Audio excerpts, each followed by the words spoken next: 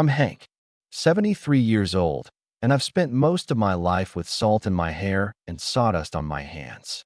Out here in a little coastal town in Oregon, where the Pacific crashes against the rocks and the air smells like seaweed and freedom, I used to be a carpenter built decks and docks for folks who could afford a view of the waves. Now, I'm just a guy with a fishing rod, a creaky old chair on the pier, and a body that's starting to feel like it's not mine anymore. I didn't think much of it at first. Age creeps up on you slow, right? But lately, something's off. Way off. And it's not just the gray in my beard or the ache in my knuckles. It's the little things I can't ignore anymore. Take this morning. I woke up to the sound of gulls screaming outside my window, same as always. The bedroom smelled faintly of damp wood and the leather boots I'd left by the door. I hauled myself out of bed, my knees popping like a couple of firecrackers, and shuffled to the kitchen. No coffee today, haven't had the energy to brew it in a while. Instead, I grabbed my gear and headed to the pier. Fishing's my thing. Always has been. The feel of the line in my hands, the tug of a salmon fighting to stay free, it's the one place I still feel like Hank, not some old relic gathering dust.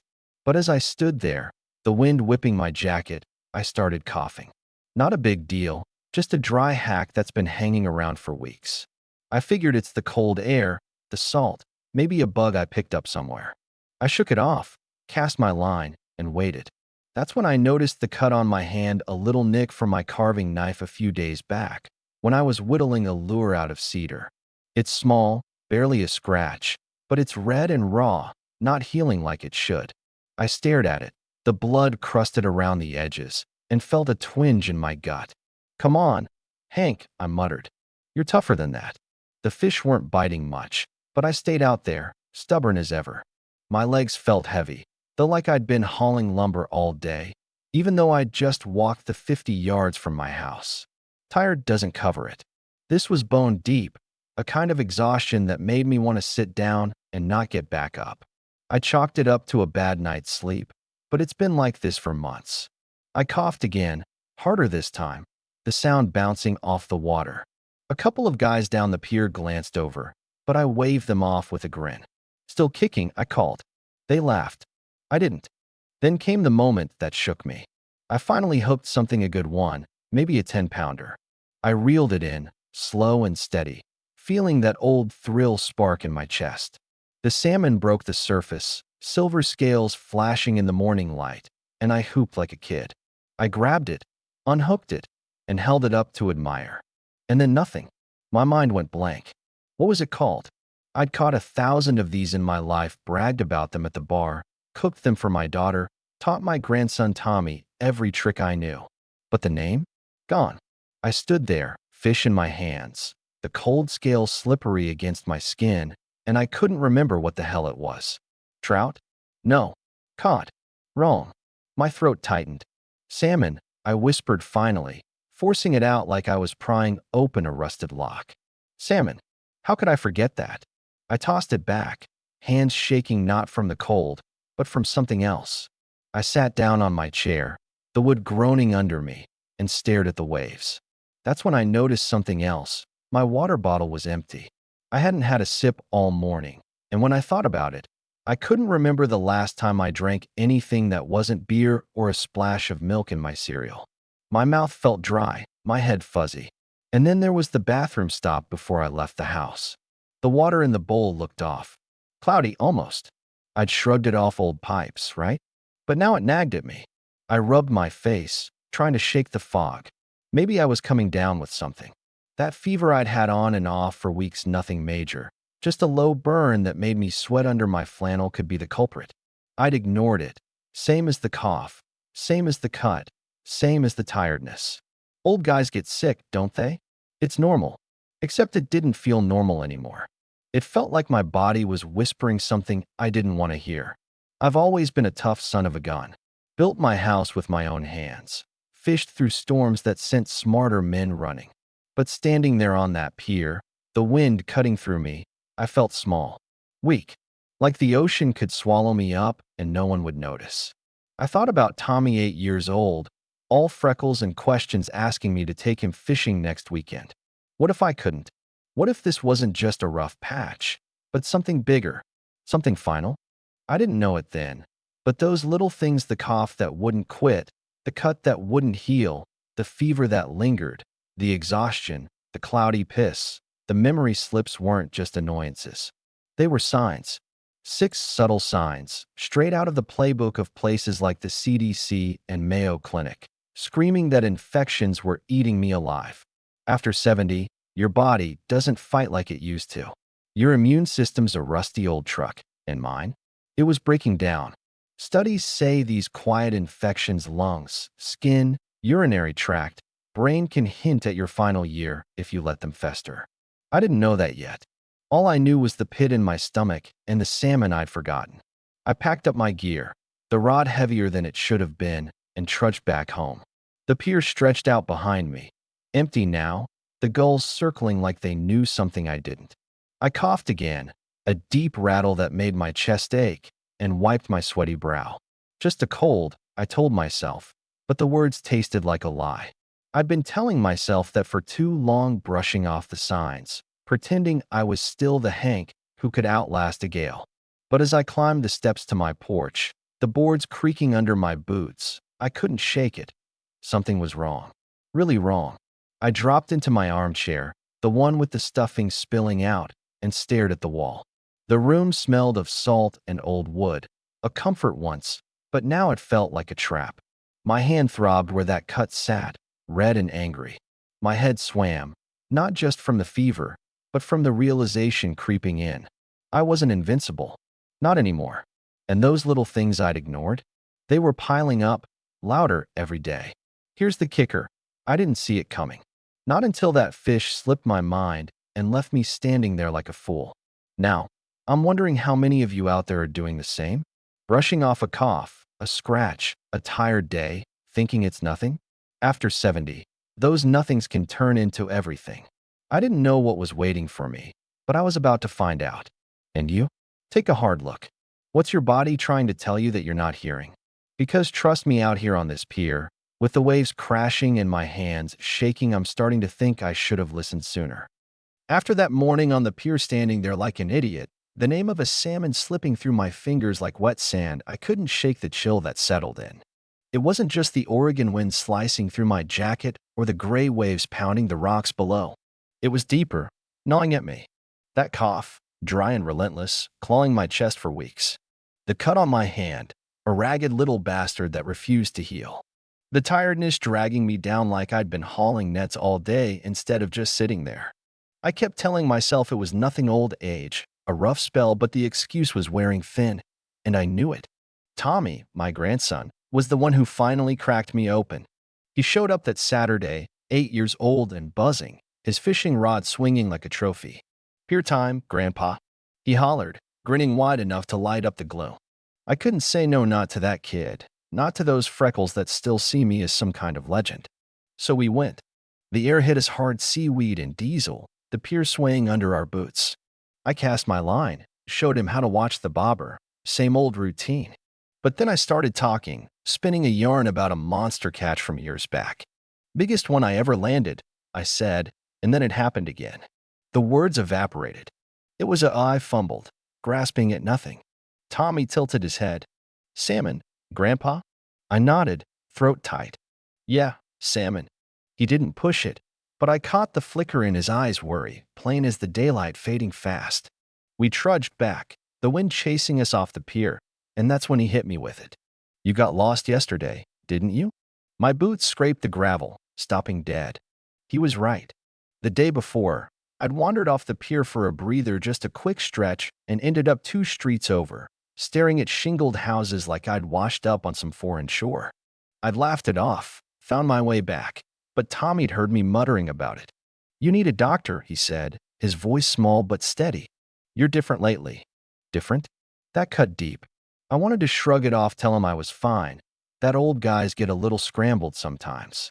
But the cough roared up right then, a hacking fit that bent me over, and I felt the fever sweat prickling my neck again. My hand throbbed, the cut glaring red and ugly. Tommy grabbed my sleeve, solid for a kid his age. "Please, Grandpa." I couldn't fight that, not him looking at me like I might crumble. So I went.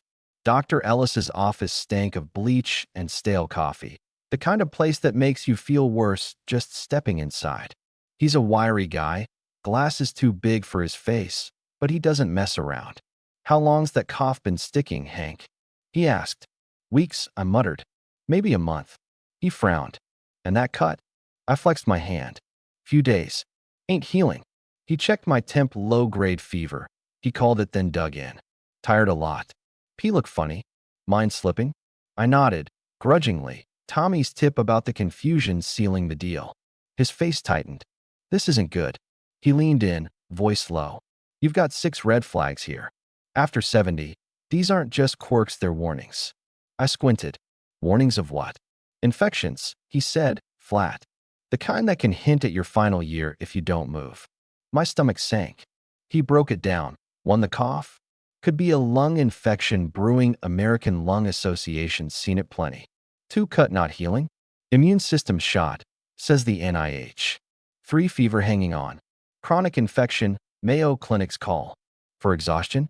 Inflammation everywhere, CDC knows it. 5, cloudy urine. Urinary tract infection, per the National Kidney Foundation. 6, memory glitches. Infection hitting my brain, Alzheimer's Association's flagged it. Past 70, he said, your body's not a fortress. These can snowball into organ failure fast. I sat there, the chair creaking under me, the fluorescent buzz drilling into my head. Final year? I rasped. He nodded. Could be. Stats say 70% of folks over 70 who die from infections ignored stuff like this. I saw Tommy's face flash, his rod on the pier, my chair empty. What's the fix? I asked. Tests, antibiotics, changes, he said. But you've got to start now, Hank. Clock's ticking. I drove home in a fog, the sea roaring past my window, salt stinging my lips. Final year. I wasn't ready, not for that, not for leaving Tommy behind. But it was piling up. The cough wasn't a cold. The cut wasn't nothing. My body was shouting, and I'd been deaf. Then came the moment I couldn't dodge. I pulled up to the house, the truck rattling to a halt, and tackled the porch stairs. They're steep, weathered from years of storms, but I've climbed them forever. Not today. 3 steps up, my head spun like a rogue wave. My legs buckled, and I lunged for the railing, barely catching myself before I ate it. The cough tore through me, raw and wet, and the fever burned hotter. I slumped onto the step, chest heaving, staring at the chipped wood. Tommy's words rang, "You're different lately." Damn right I was. And if I didn't act, I wouldn't be anything soon. Hey, hold up, if you're still with me, do me a solid. Comment the number 2 down below and tell me, have you or someone close ever spotted one of these 6 signs? The cough that won't quit, the cuts that linger, the brain fog? I'm serious, I want to hear. Drop it in the comments, because this isn't just my mess, and I'm betting some of you've been here too. That night, the wind screamed outside, rattling the shutters like it was pissed at me. I sat at the table, scribbling those 6 signs on a napkin: cough, cut, fever, tired, urine, confusion, each one a nail in the box I'd been building. Dr. Ellis's voice stuck, clocks ticking. I thought of the pier, Tommy's trust, the salmon I'd blanked on. I'd been a fool, acting like I was still the guy who could outlast a squall. But after 70, infections aren't pests, they're predators. And I'd left the door wide open. I crushed the napkin, then smoothed it out. Not yet, I growled to the dark. I didn't have a plan, pills, sure, but what else? All I knew was I couldn't keep pretending. Not if I wanted to cast another line. Hear Tommy laugh, feel the sea again. The question gnawed at me. What if I'd waited one more day? I didn't want to find out. How about you? Ever let a cough drag on too long? A scratch fester? A moment you couldn't think straight? After 70, those aren't slip-ups, they're sirens. I didn't hear mine till I nearly ate it on those stairs. Don't wait for your fall. Because if Tommy hadn't pushed me, if I'd skipped that dock, I might not be here spilling this. Hang on, I'm not done fighting, and you're gonna see why. Sitting there on those porch stairs, the railing still digging into my palm from that near fall, I knew I couldn't keep running from it. Dr. Ellis's words, those 6 signs signaling infections, could be my ticket out, lit a fire under me. The Oregon wind kept screaming outside, rattling the house like it was daring me to quit, but I wasn't about to let a cough or a damn cut write my ending. Not with Tommy waiting for me on that pier, not while I could still hear the waves calling. So I got up, dusted off, and fought like hell. Turns out, it was the wildest ride I've ever taken. I started with the hard stuff, swallowing my pride and those antibiotics. Dr. Ellis had me on a double dose. One to knock out whatever was festering in my lungs, another for the mess brewing down below. That cough was a beast. American Lung Association says infections can camp out in your chest for months after 70, tearing you up quiet like. The cloudy urine? National Kidney Foundation wasn't kidding about urinary tract infections turning mean if you ignore them. I choked down the pills, wincing at the bitter taste, and chased them with water, real water, not the half-hearted sips I'd been coasting on. Tommy caught me at it the next day, perched on my counter like a little sheriff. "More water, Grandpa," he ordered, shoving a glass my way. "Doc said so." I grumbled, but I drank. That kid's got a knack for keeping me in line. Then I tackled the fuel. I'd been scraping by on beer, cereal, whatever didn't need effort. Harvard Health says after 70, you need more than that to fight back: vitamin C, zinc, stuff to wake your immune system up. So I started eating like I meant it. Oranges, sharp and juicy, dripping down my chin like a messy kid. Almonds, tough and crunchy, packed with what my body was begging for. I even boiled green spinach, kale, whatever the store had, tasting like wet dirt, but going down anyway. "For you, Tommy," I'd mutter, picturing his grin. It wasn't a feast, but it was a start. Breathing turned the tide. That cough had me wheezing like an old boat motor, so I took Dr. Ellis's advice: deep, slow breaths to get the oxygen pumping. American Lung Association swears by it, and out here with the Pacific in my backyard, I had the perfect setup. Every morning, I'd hit the pier, boots scraping the weathered boards, and pull in the salty air. In through the nose, out through the mouth, counting to 5. First few days, I hacked up a storm wet, nasty coughs that sent the gulls flapping off. But it eased. My chest opened up, like the rust was flaking away. I'd stand there, waves crashing below, and feel my lungs stretch alive again, not just hanging on. Rest was a fight. I'd never been one to sit still: carpentry, fishing, always moving. But that tiredness was real, and Dr. Ellis said inflammation was bleeding me dry. CDC's seen it in guys like me. Tommy turned into my enforcer. "Nap time, Grandpa," he'd yell, draping a blanket over me like I was his pup. I'd growl, but I'd sleep 30 minutes, then an hour. My body soaked it up, the fever fading, the sweats drying out. I wasn't fixed, not yet, but I was clawing my way back. The cut on my hand took its time. NIH says after 70, your skin's slow to knit when your immune system's down. I kept it clean, wrapped it in gauze, watched the red turn pink, then a scar. My memory, though, that scared me most. Forgetting the salmon, losing my way home. Alzheimer's Association says infections can scramble your brain, and I'd let him. But the pills, the food, the rest, they started pulling me out. One day, I named every fish in Tommy's book without a hitch: salmon, trout, cod, halibut. He cheered like I'd landed a whopper. "You're back, Grandpa." I grinned, but inside, I was shaking. Back? Close enough.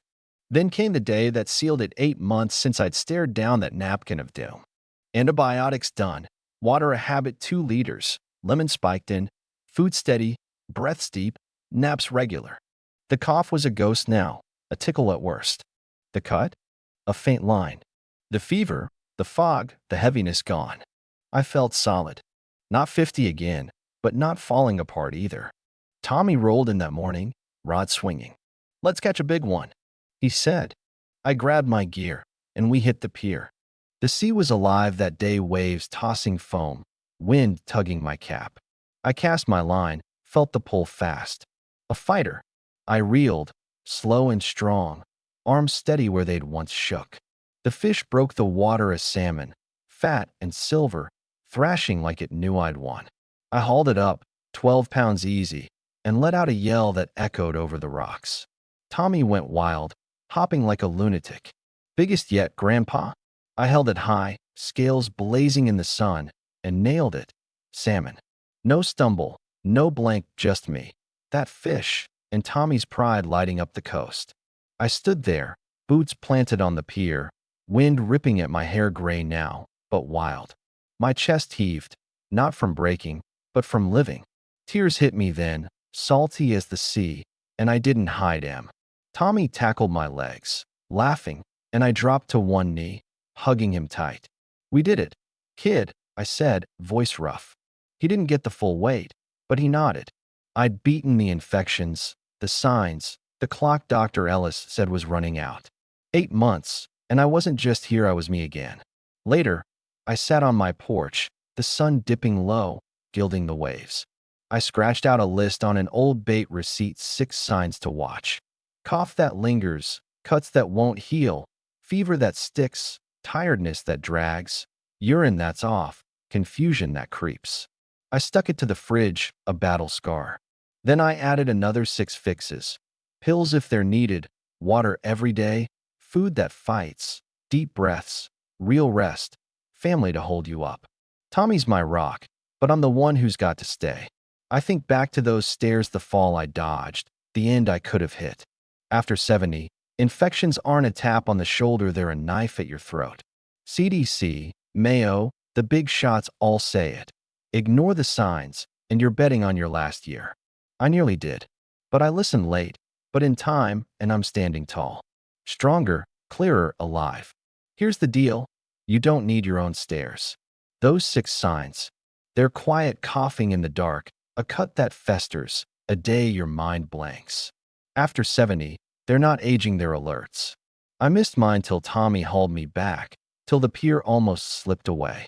Now, I'm reeling in salmon, racing Tommy, tasting the sea.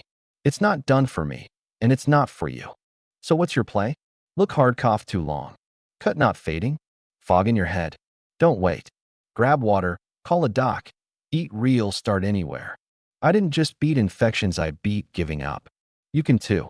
Because this isn't my curtain, it's my comeback. Where's yours kicking off?